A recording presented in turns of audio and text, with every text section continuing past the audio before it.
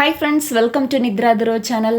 இன்றைக்கி நாம் தேங்காய் பூண்டு பொடி தான் எப்படி பண்ணுறதுன்னு பார்க்க போகிறோம். இது இட்லி தோசைக்கு சூப்பராக இருக்குங்க. இதை செய்கிறதும் ரொம்ப ஈஸி தாங்க, 2 நிமிஷத்தில் செய்து முடிச்சிடலாம். இது போல் நிறைய ஈஸியான ரெசிபிஸ் பார்க்கணுன்னா நம்ம சேனலை சப்ஸ்கிரைப் பண்ணி வச்சுக்கோங்க. ஒரு காஞ்ச தேங்காய் எடுத்திருக்கேங்க. இதை கொப்பரை தேங்காய்னு சொல்லுவாங்க. இந்த தேங்காய் உங்ககிட்ட இல்லைன்னா நம்ம சாதாரணமாக யூஸ் பண்ணுற தேங்காய் எடுத்துக்கோங்க. அதை துருவி எடுத்துட்டு 5 நிமிஷத்துக்கு மட்டும் எண்ணெய் எதுவுமே சேர்க்காம வறுத்தி எடுத்துக்கோங்க. இப்போ இந்த தேங்காவை சின்ன சின்ன பீஸாக கட் பண்ணிவிட்டு இதை மிக்சி ஜாரில் சேர்த்துக்கலாங்க. தேங்காய் எல்லாத்தையும் மிக்சி ஜாரில் சேர்த்ததும் இதை ஒரு வாட்டி அரைச்சி எடுத்துகிட்டு வந்துடலாங்க. நல்லா அரைக்க வேண்டாம், கொஞ்சம் குறப்பாக அரைச்சி எடுத்தால் போதும். இந்த மாதிரி அரைச்சி எடுத்துகிட்டு வந்துடலாம்.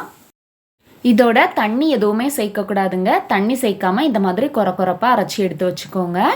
இதோடவே இப்போ நான் காரத்துக்காக 1.5 டீஸ்பூன் மிளகாய்த்தூள் சேர்த்துருக்கேன். உங்கள் காரத்துக்கு எவ்வளோ தேவையோ அந்த அளவுக்கு நீங்கள் சேர்த்துக்கோங்க. கூடவே 1/2 டீஸ்பூன் உப்பும் சேர்த்துக்கலாங்க. இப்போ நான் ஒரு தேங்காய் எடுத்தேன், அதுக்கு 20 பல் பூண்டு சேர்த்துருக்கேங்க. தோடோடவே சேர்த்துக்கோங்க, தோடெல்லாம் உரிக்க வேண்டாம். இப்போ இது எல்லாத்தையுமே சேர்த்ததும் இந்த மாதிரி நல்லா அரைச்சி எடுத்துகிட்டு வந்துடலாங்க. தண்ணி எதுவுமே சேர்க்காமல் அரைச்சி எடுத்துக்கோங்க. தேங்காய் பூண்டு பொடி சூப்பராக ரெடி ஆயிடுச்சுங்க. இனி இந்த பொடியை சாப்பிடும்போது அதோட கொஞ்சமாக நல்லெண்ணெய் சேர்த்துட்டு இட்லி தோசையோடு சேர்த்து வச்சு சாப்பிட்டு பாருங்கள், அவ்வளோ சூப்பராக இருக்குங்க. நீங்களும் இது போல் செய்து பார்த்துட்டு எப்படி இருந்ததுன்னு சொல்லுங்கள். வீடியோ பிடிச்சிருந்தா லைக் பண்ணுங்கள், ஷேர் பண்ணுங்கள். தேங்க்ஸ் ஃபார் வாட்சிங்.